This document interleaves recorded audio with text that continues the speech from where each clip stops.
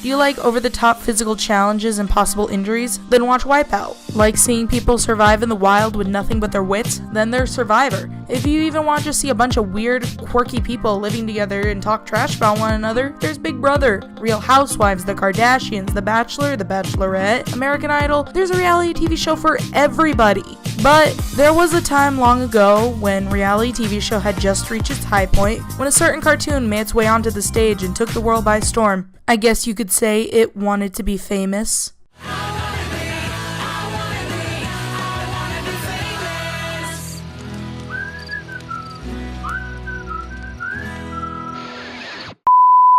As of recording this, Total Drama has 5 seasons in total. Personally, I've only watched the first 3 seasons, Island, Action, and World Tour in their entirety, but I will only be discussing season 1 since it was the most well-known season of the show. Total Drama Island originally premiered on Canadian network Teletoon on July 8th, 2007, followed by its premiere in the US on Cartoon Network on June 5th, 2008. Over the span of a summer, 23 teens would have to risk life, limb, and their stomachs for a chance at 100,000 big ones. Winning meant invincibility and the occasional reward, while losing meant voting someone off the island via a bonfire ceremony. Whoever did not receive a marshmallow would walk the dock of shame and catch the boat of losers, and never return. Ever. Except for that one time. So, what made this show stick out in the animation world in 2008? Did you see Cartoon Network's lineup at the time? Aside from a few notable gems like Flapjack and Chowder, Cartoon Network was on a slow downhill spiral towards the live-action dark ages of 2009. So honestly, we could take whatever we could get that was something of quality. But that didn't mean Total Drama wasn't a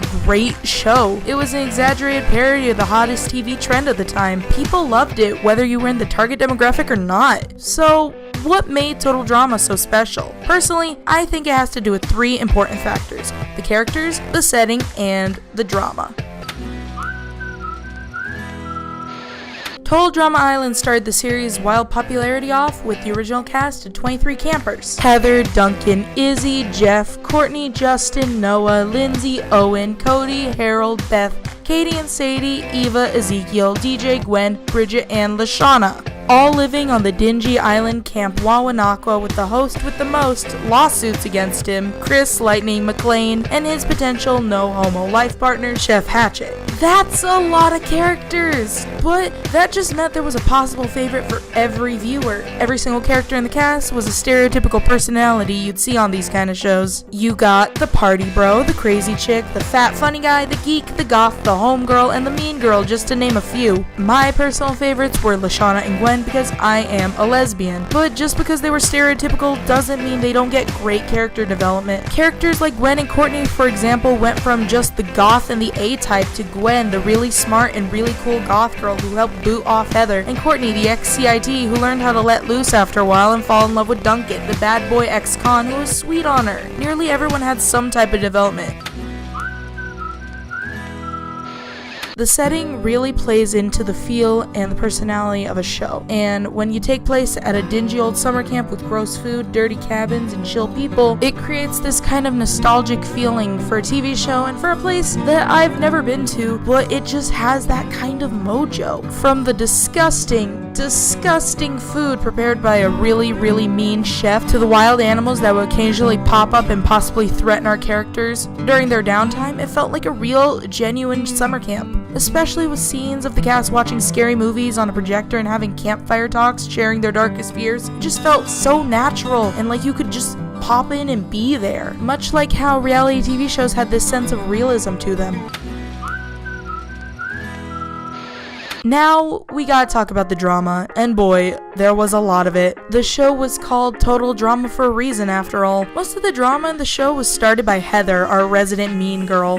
Whether it be forming secret alliances to vote out the threat of the week before stabbing their teammates in the back, reading Gwen's diary for the whole viewing world, or kissing Trent in an attempt to get to Gwen, Heather had a lot of drama under her belt. But she wasn't the only one. Lashana locked Heather in the freezer, Harold rigged the votes to boot off Courtney, and Lindsay swore and cursed out Heather on national TV. That was the most amazing thing 8-year-old me had ever seen on a TV show for kids. Even non-petty things like the challenges were dramatic, jumping off a cliff into shark-infested waters, playing hide-and-seek with a slasher movie killer, boot camp with Chef Hatchet, friendships, fights, romance, breakups, backstabbing, cheating, farting, vomiting, a lot of vomiting, intense challenges, there was a lot. Every episode had something dramatic that kept everyone who watched it roped in. It was awesome. So, what happened to Total Drama? If it was so good, why are the newer seasons regarded as not as good as the first? Well, I feel like the reason for that is really simple. Reality TV shows died out in popularity, and as a result, so did their parodies. Total Drama also completely changed casts after season 3, which had already added on 3 new characters. It could also just be that they used all their best ideas because there's only so much you can do with a reality TV show parody. It's really not a parody that can be adapted into hip, new, fresh ideas for every single season. But that's not stopping Total Drama. It has a whole new spin-off season on the way, which doesn't look the best, but I mean, I'll give it a chance. You never know, it could surprise me. But if you don't mind me, I got a letter to write. Dear Mom and Dad, I'm doing fine. You guys are on my mind.